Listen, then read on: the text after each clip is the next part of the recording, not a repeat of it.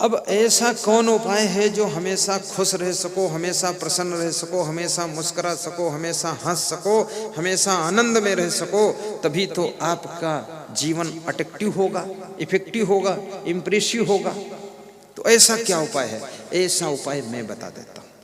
ये उपाय अभी बता दूं कि कल बताऊं? ये भी अभी बता देता हूँ।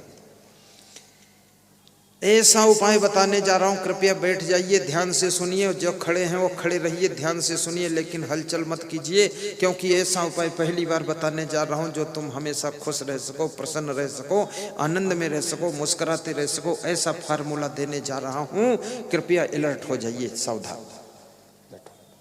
देखो क्या उपाय है। आपके मन की भावना पवित्र होना चाहिए। अपनी भावना को शुद्ध रखो। आप प्रसन्न रहोगे, न भय रहेगा, ना संकोच रहेगा, ना असमंजस रहेगा। नंबर 2, भावना को शुद्ध रखने में, भावना पवित्र रखने में 1 पैसे का खर्चा नहीं, 1 पैसे की मेहनत नहीं, केवल भावना। जैसे लोग कहते ना कि मेरी आपके प्रति बहुत बड़ी भावना है, सीने पर हाथ रखते हैं, तो इसमें खर्चा क्या हुआ उसका? कुछ नहीं। लेकिन जिसकी भावना अच्छी है वह व्यक्ति हमेशा खुश रहता है। और जिस व्यक्ति का खान पान अच्छा है, जिसका रहन सहन अच्छा है, जिसकी कर्म अच्छे हैं, जिसकी आदतें अच्छी हैं, जिसमें कोई गलत आदत नहीं है, वह व्यक्ति हमेशा खुश रहता है।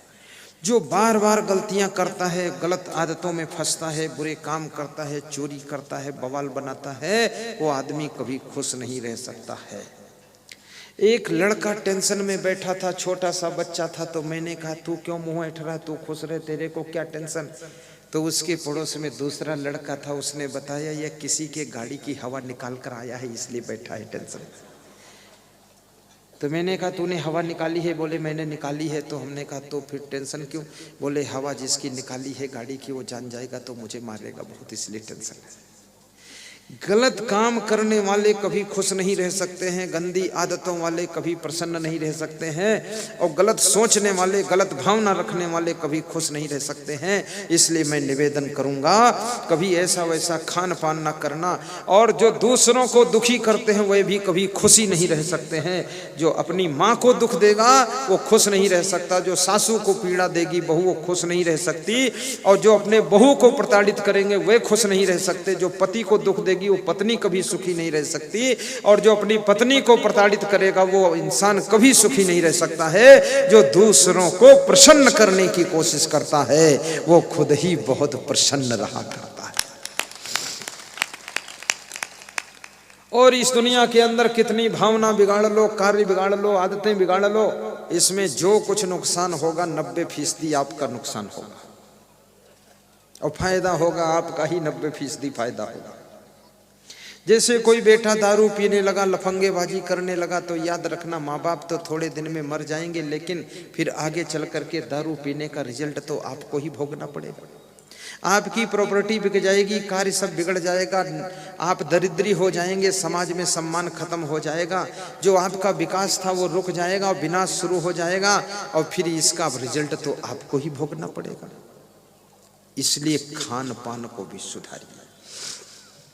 तो कबीर साहब कहते हैं, आया है सो जाएगा राजा रंग फकीर, एक सिंहासन चढ़ चले एक बांधे जात जंजीर। और भाइयों बहनों, कृष्ण कहते हैं युक्ताहार विहारस्य युक्त चेष्टस्य कर्मसु युक्त स्वप्नौ बोधस्य योगो भवत दुःखः। कृष्ण कहते हैं उनके दुख सदैव दूर हो जाते हैं जिनका आहार विहार यथा योग्य है, जिनके कर्म यथा योग्य है, और जिनका शयन और जागरण यथा योग्य है, उनके जीवन के दुख दूर हो जाते हैं और वही योगी कहे जाते हैं। आपका जीवन मंगलमय हो ऐसी शुभकामना करता हूँ।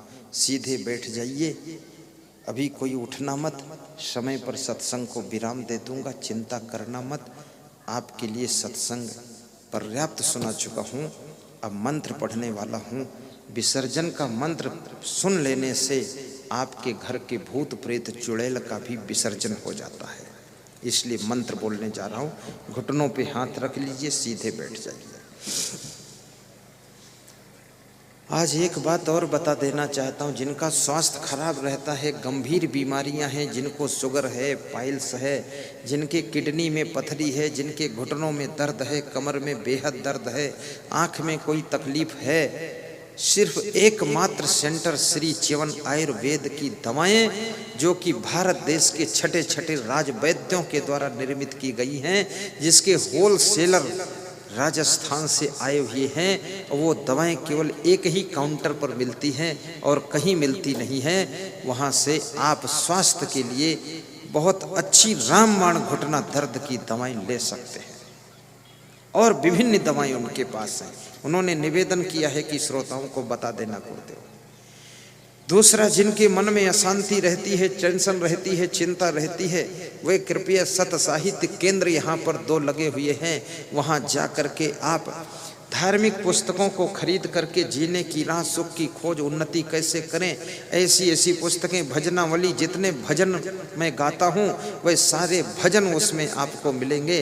वो पुस्तक को लेकर के अध्ययन कीजिए, मन की टेंशन दूर होगी। और जितने प्रवचन हैं, 100 घंटे का प्रवचन, 150 घंटे का प्रवचन आपको पेन ड्राइव और मेमोरी कार्ड में भी प्राप्त होगा, वहाँ से आप ले सकते हैं।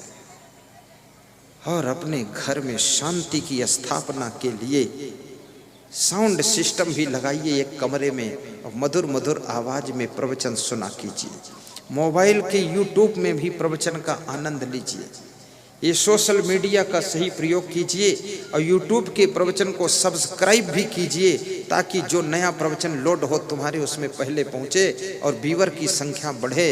और याद रखना, इस प्रवचन को आप व्हाट्सएप पर भी डालिए, शेयर भी कीजिए और साथ साथ में फेसबुक में लाइक कीजिए, व्हाट्सएप में और आगे बढ़ाइए, इतना सेवा भी कीजिए।